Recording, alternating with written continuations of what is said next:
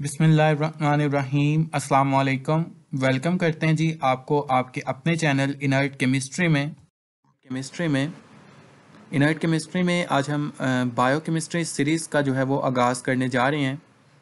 इस सीरीज़ के अंडर हम बायोकेमिस्ट्री से रिलेटेड मुख्तलिफ़ कंसेप्ट्स को, मुख्तलिफ़ टॉपिक्स को आसान और इजी वे में समझने की जो है वो कोशिश करेंगे।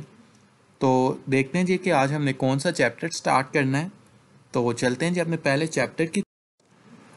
हमारे पहले चैप्टर का नाम है जी metabolism of amino acids and proteins. Metabolism of amino acids and proteins, ये चैप्टर हम सबसे पहले ये चैप्टर जो है वो देखेंगे। और इस चैप्टर के अंदर जो पहला टॉपिक है हमारा वो है जी digestion and absorption of proteins, proteins की डाइजेशन और एब्जॉर्प्शन। तो चलते हैं जी अपने टॉपिक की तरफ और देखते हैं कि हमने इस टॉपिक को किस तरह पढ़ना है और एग्ज़ाम्स के अंदर ये टॉपिक जो है वो हमने किस तरह लिखना है। तो सबसे पहले देखते हैं जी डाइजेशन ऑफ प्रोटीन्स को। डाइजेशन एंड एब्जॉर्प्शन को हमने दो पार्ट्स में डिवाइड कर लिया है। पहले हम डाइजेशन को देखेंगे और देन एब्जॉर्प्शन को। तो व्हाट इज़ डाइजेशन? डाइजेशन क्या है जी? डाइजेशन को हम सिंपली जो है वो डिफ़ाइन कर सकते हैं कि conversion of macro molecules into micro molecules. Macro molecules का मीन्स बिगर यूनिट्स का स्मॉलर यूनिट्स में टूटना, इस चीज़ को डाइजेशन जो है वो कहा जाता है। मिसाल के तौर पर जी कार्बोहाइड्रेट्स, जैसा कि आपको पता है कार्बोहाइड्रेट्स मसलन स्टार्च, ग्लाइकोजन और पॉलीसेक्राइड्स। जब हम स्टार्च, ग्लाइकोजन और पॉलीसेक्राइड्स की जब डाइजेशन होती है तो इसके नतीजे में जो है वो स्मॉलर यूनिट्स मोनोसेक्राइड्स जो हैं वो बनते हैं। इसी तरह जब लिपिड्स की डाइजेशन होती है, लिपिड्स की डाइजेशन से फ्री फैटी एसिड्स और ग्लिसरॉल बनता है। लेकिन यहाँ पे हमने प्रोटीन्स की जो है वो डाइजेशन को डिस्कस करना है। तो प्रोटीन्स की डाइजेशन की अगर हम बात करें तो प्रोटीन्स की डाइजेशन से जो एंड प्रोडक्ट बनती है वो क्या है जी? Amino acids. Proteins are the bigger molecules, और प्रोटीन्स एक बड़े मॉलिक्यूल्स हैं, बिगर मॉलिक्यूल्स हैं, और इनकी डाइजेशन से जो स्मॉलर मॉलिक्यूल्स बनते हैं वो हैं जी अमाइनो एसिड्स। प्रोटीन्स की डाइजेशन में कौन कौन से एंजाइम्स इन्वॉल्व हैं, कौन कौन से ऑर्गन्स इन्वॉल्व हैं, इन सब को हम जो है वो नेक्स्ट स्लाइड्स के अंदर डिटेल में जो है वो डिस्कस करते हैं जी। तो पहले देखते हैं एंजाइम्स फॉर डाइजेशन, यानी कि प्रोटीन्स की डाइजेशन के लिए जो एंजाइम्स हैं उनको पहले हम उनके बारे में स्टडी करते हैं। प्रोटीन्स की डाइजेशन के लिए जो एंजाइम्स हैं उन्हें पेप्टाइडेजेस कहा जाता है। पेप्टाइडेजेस क्यों कहा जाता है जी? आप जानते हैं कि प्रोटीन्स क्या है? What are proteins actually? Proteins are the linear polymers of L alpha amino acids. Protein क्या है जी? ये पॉलीमर्स हैं अमाइनो एसिड्स के, एल अल्फा अमाइनो एसिड्स के पॉलीमर्स हैं। ठीक है, जैसे ये नीचे आप एक जो है वो प्रोटीन जहाँ पे बनाई गई है, प्रोटीन का स्ट्रक्चर बनाया गया, ये आप देख सकते हैं 1 2 3 4 5 6, ये मुख्तलिफ अमाइनो एसिड्स को जो है वो शो किया गया है।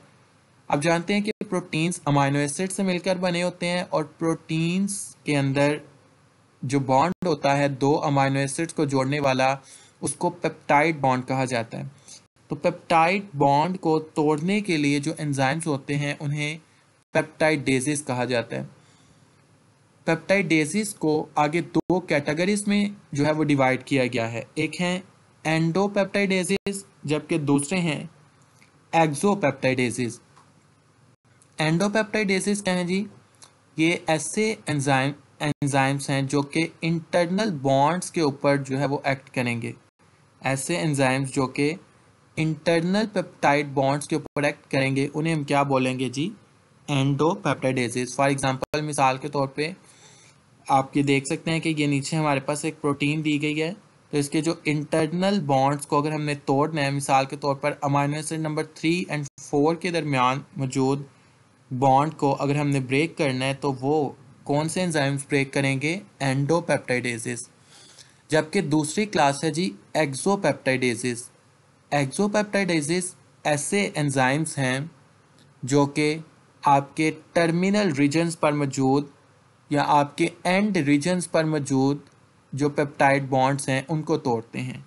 फॉर एग्जांपल 5 और 6 अमाइनो एसिड नंबर 5 और 6 के दरमियान मौजूद अगर पेप्टाइड बॉन्ड को अगर तोड़ना है तो इसको तोड़ने के लिए जो एंजाइम्स होंगे वो क्या होंगे जी? एक्सोपेप्टाइडेजेस। एक्सोपेप्टाइडेजेस को आगे फर्दर दो कैटेगरीज में जो है वो डिवाइड किया गया, कार्बोक्सीपेप्टाइडेजेस एंड सेकंड वन अमाइनोपेप्टाइडेजेस।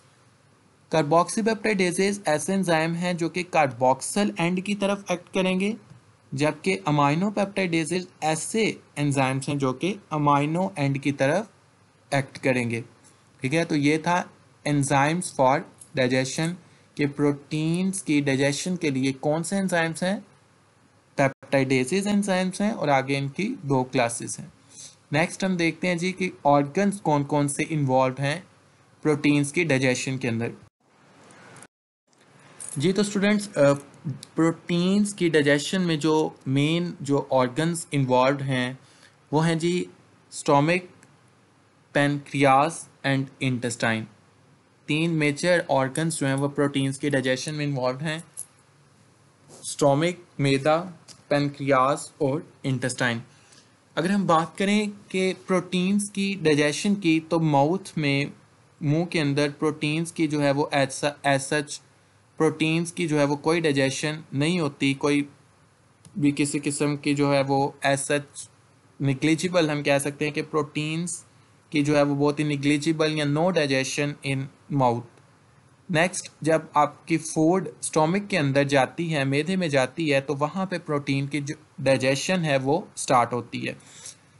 जैसे ही आपकी खुराक आपके मैदे के अंदर, स्टमक के अंदर पहुँचती है, तो आपके स्टमक के अंदर जो चीज़ें रिलीज़ होती हैं उनमें से पहली चीज़ है जी HCl। आपके स्टमक के अंदर मौजूद parietal cells HCl hydrochloric acid जो है वो सक्रीट करते हैं।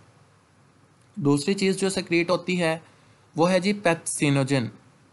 चीफ सेल्स, आपके स्टोमिक में मौजूद चीफ सेल्स पेप्सिनोजन एक एंजाइम है, इसको जो है वो सक्रीट करते हैं।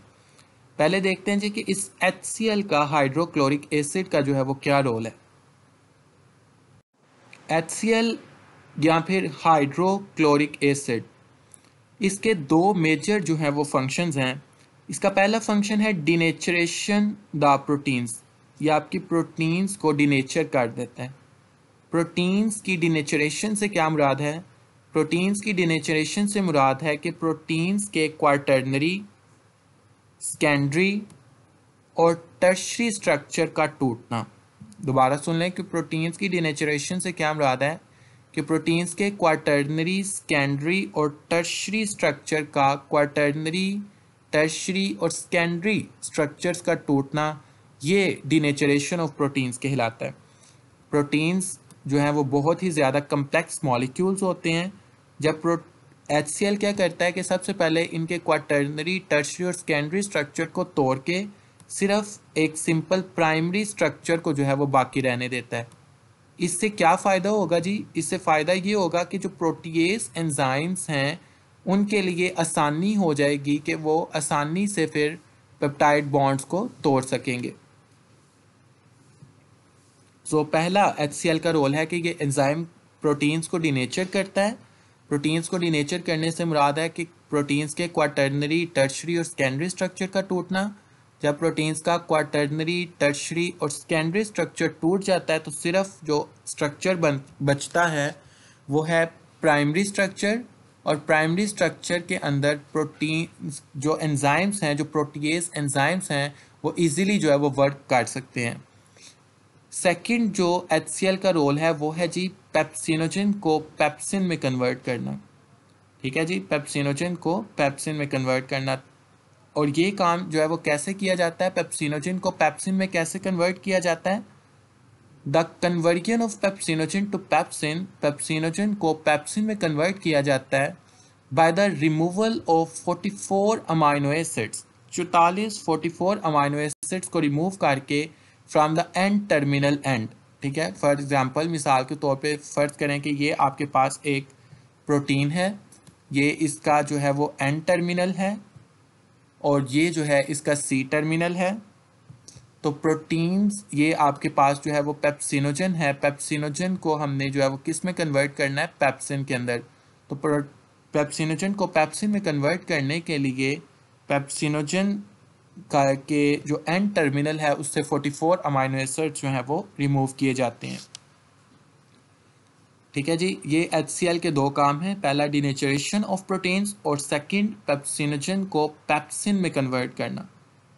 जो पेप्सिन एंजाइम है, अब इसका वर्क देख लेते हैं जी। पेप्सिन क्या करता है जी, पेप्सिन जो है ये एसिडिक पीएच के ऊपर काम करता है, तकरीबन 1.5 से 2.5 पीएच पे जो है वो काम करता है।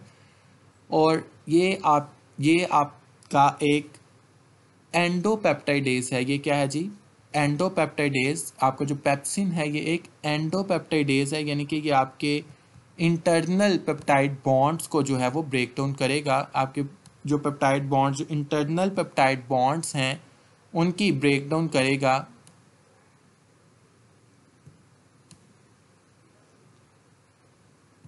ठीक है, और आपके जो इसके नतीजे में जो फॉर एग्जांपल पेप्सिन जो है वो एक एंडोपेप्टाइडेज है और ये इंटरनल पेप्टाइड बॉन्ड्स की ब्रेकडाउन करेगा और ये ब्रेकडाउन करके पॉलीपेप्टाइड्स और अमाइनो एसिड्स जो है वो बनाएगा।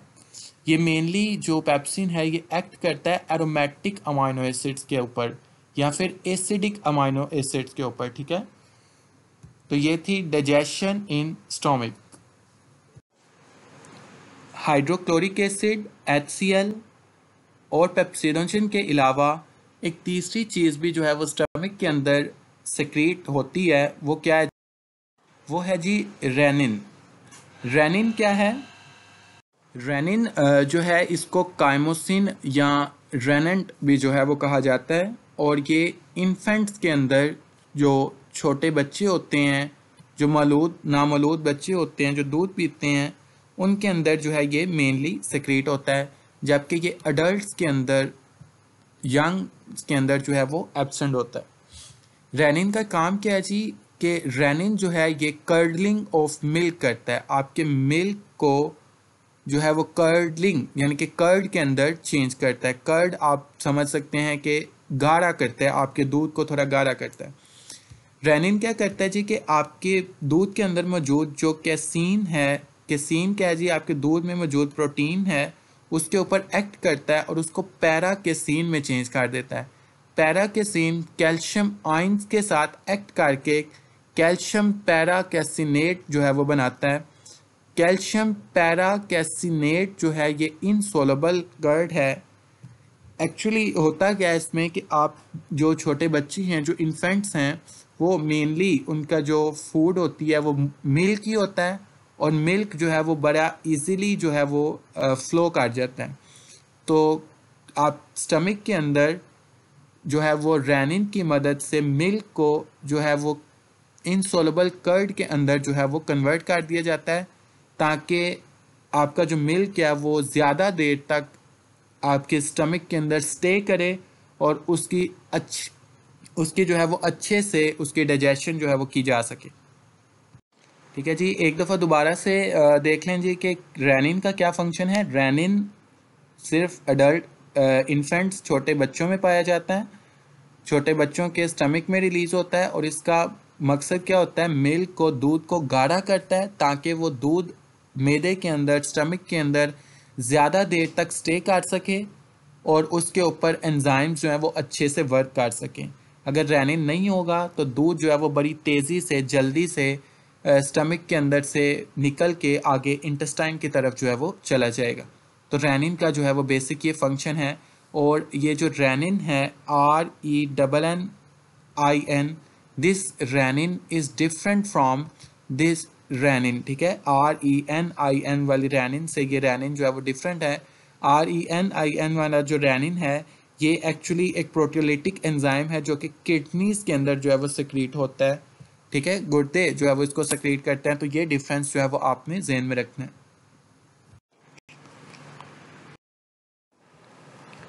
ये तो स्टूडेंट्स, फूड जो है जैसे ही स्टमक से जो है वो पास करके स्मॉल इंटेस्टाइन में पहुंचती है, तो स्मॉल इंटेस्टाइन के अंदर कोलिसिस्टोकाइनिन और सेक्रेटिन जो है वो रिलीज़ होते हैं। कोलिसिस्टोकाइनिन और सेक्रेटिन ये दोनों हार्मोन हैं और ये हार्मोन पेनक्रियास के ऊपर एक्ट करते हैं और पेनक्रियास से पेनक्रियाटिक जूस सेक्रीट करवाते हैं। पेनक्रियाटिक जूस में बहुत से एंडोपेप्टाइडेजेस और एक्सोपेप्टाइडेजेस पाए जाते हैं। एंडोपेप्टाइडेजेस में ट्रिप्सिनोजिन, काइमोट्रिप्सिनोजिन और प्रोइलास्टेज हैं, जबकि एक्सोपेप्टाइडेजेस में प्रोकार्बोक्सी पेप्टाइडेजेस ए और बी शामिल है।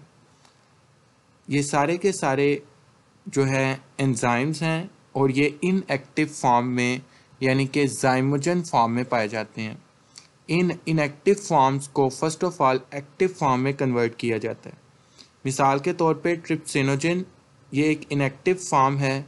एंटीरोकाइनेज एंजाइम की मदद से, एंटीरोकाइनेज की मदद से इसको जो है वो एक्टिव फॉर्म ट्रिप्सिन में कन्वर्ट किया जाता है और एंटीरोकाइनेज स्मॉल इंटेस्टाइन में जो है वो रिलीज होती है।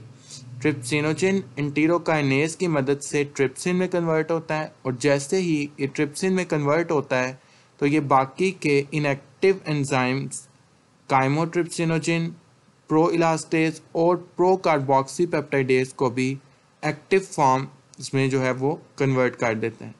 काइमोट्रिप्सिनोजिन की एक्टिव फॉर्म काइमोट्रिप्सिन है, प्रोइलास्टेज की इलास्टेज है और प्रोकार्बोक्सी पेप्टाइडेज की कार्बोक्सी पेप्टाइडेज है। ये सारे के सारे पेप्टाइडेजेस हैं, इन्होंने पेप्टाइड बॉन्ड्स को तोड़ना है और हर एंजाइम जो है वो स्पेसिफिक है अमाइनो एसिड्स के लिहाज से कि वो कौन से अमाइनो एसिड्स के पेप्टाइड्स को तोड़ता है। मिसाल के तौर पे काइमोट्रिप्सिन मेनली जो है वो एरोमेटिक अमाइनो एसिड्स के ऊपर एक्ट करता है। इलास्टेज जो है वो ग्लाइसिन, आर्जिनिन और सेरीन के जो पेप्टाइड बॉन्ड्स हैं, इन अमाइनो एसिड्स के जो पेप्टाइड बॉन्ड्स हैं उनके ऊपर एक्ट करता है। कार्बोक्सी पेप्टाइडेज ए और बी दो टाइप्स हैं और ये भी जो है वो मुख्तलिफ अमाइनो एसिड्स के बनाए गए पेप्टाइड बॉन्ड्स के ऊपर जो है वो एक्ट करते हैं। मिसाल के तौर पे कार्बोक्सी पेप्टाइडेज ए एलानिन, ल्यूसीन, आइसोल्यूसीन और वेलिन के जो है जो पेप्टाइड बॉन्ड्स हैं उनको तोड़ते हैं। इसी तरह ट्रिप्सिन की अगर हम बात करें तो ट्रिप्सिन के यहाँ पे दो काम हैं। एक तो ये तमाम तर इनएक्टिव एंजाइम्स को एक्टिव करता है और दूसरा ये एक एंडोपेप्टाइडेज है और आर्जिनिन और लाइसिन के बॉन्ड्स को जो है वो ब्रेक करता है। पेनक्रियाटिक एंजाइम्स के एक्शन की वजह से आपकी जो प्रोटीन्स हैं, जो डाइटरी प्रोटीन्स आप लेते हो, वो ओलिगोपेप्टाइड्स और फ्री अमाइनो एसिड्स में चेंज हो जाती हैं। स्टोमिक और पेनक्रियाटिक एंजाइम्स प्रोटीन्स को ओलिगोपेप्टाइड्स में और डाइपेप्टाइड्स और ट्राइपेप्टाइड्स में चेंज कर देते हैं। जैसे ही ये ओलिगोपेप्टाइड्स, डाइपेप्टाइड्स और ट्राइपेप्टाइड्स स्मॉल इंटेस्टाइन में पहुंचते हैं तो वहाँ पे डाइपेप्टाइडेजेस और ट्राइपेप्टाइडेजेस एंजाइम सेक्रेट होते हैं। ये डाइपेप्टाइडेजेस और ट्राइपेप्टाइडेजेस जो है उन डाइपेप्टाइड्स और ट्राइपेप्टाइड्स को फ्री अमाइनो एसिड्स में जो है वो कन्वर्ट कर देते हैं। यहाँ पे जी ओवरव्यू दिया गया है डाइजेशन का। अगर आप यहाँ पे देखें तो जो डाइटरी प्रोटीन्स हमने खाई थी वो स्टोमिक के अंदर पहले पॉलीपेप्टाइड्स और फ्री अमाइनो एसिड्स में चेंज हुई।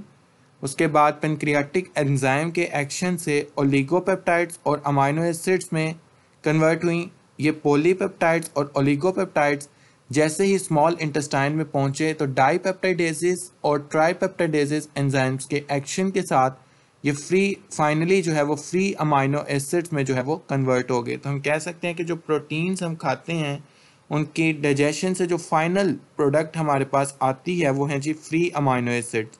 This is all about the digestion of amino acids. In the next video, we will discuss about the absorption.